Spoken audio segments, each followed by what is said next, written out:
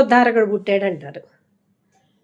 అమ్మాయిలైతే కనుక డీలా పడిపోతారు.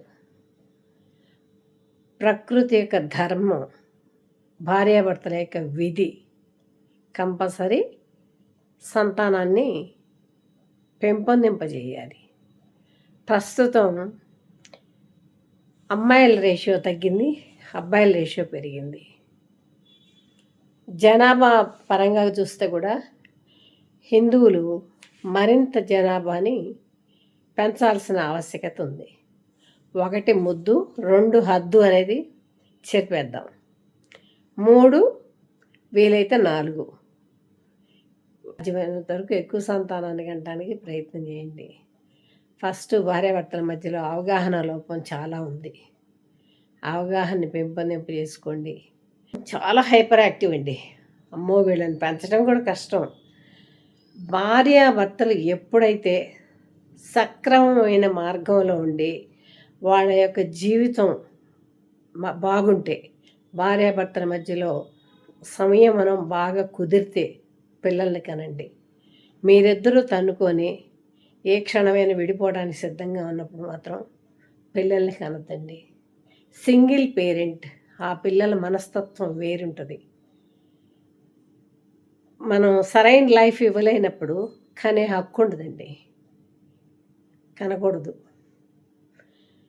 చాలామంది విడిపోయేటప్పుడు అమ్మాయి పిల్లల్ని తీసుకోవడం ఆనవాయితీ.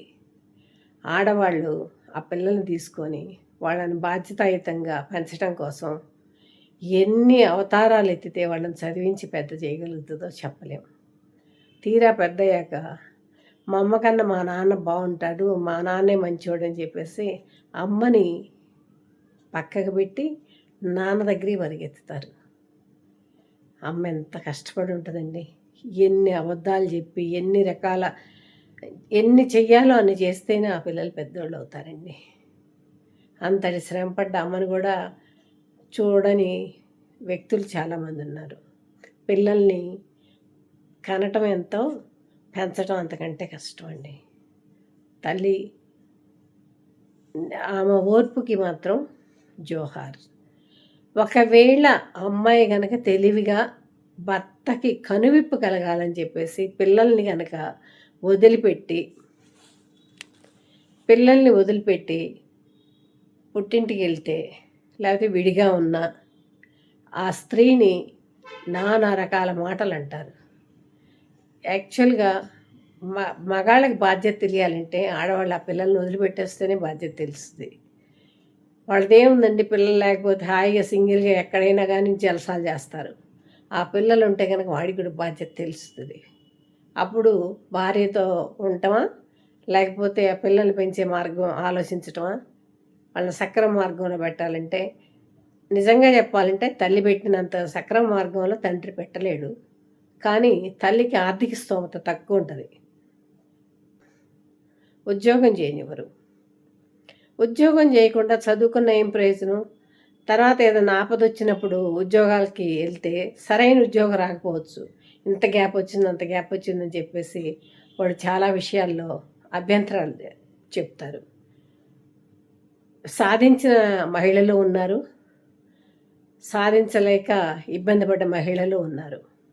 ఏది ఏమైనా కానీ ఈ సమాజంలో ఇప్పుడు ఈ విడిపోవడం అనే కాన్సెప్ట్ ఎక్కువైపోయింది. అది భవిష్యత్ తరాలకి మంచి పని అయితే కాదు. కలిసి ఉంటే కలవదు సుఖం, కలిసి ఉండాలి. చిన్న చిన్న మనస్పర్ధలు వస్తాయి, అవి సర్దుకునేంత వరకు కాస్త గుంబనం పాటించండి. అన్నిటికీ రోడ్డులు పడకండి. మనకెవరో స్నేహితులు అని చెప్పేసి వాళ్ళకి అన్ని విషయాలు చెప్పకండి. సంసారం గుట్టుగా నడపాలి. కొన్ని ఇబ్బందులు వస్తాయి, అవన్నీ సహజం. వాటన్నింటినీ అధిగమించి ముందుకెళ్ళాలి. ఫస్ట్ ఈ సెల్ ఫోన్ వచ్చాక ప్రతి విషయం అమ్మగారికి జారేయటం, ఆ అమ్మ ఏదో సలహాలు ఇవ్వటం, వాటితో వీళ్ళు ఇంకోటి చేయటం, ఈ వ్యవస్థ కొంచెం దెబ్బతిన్నది.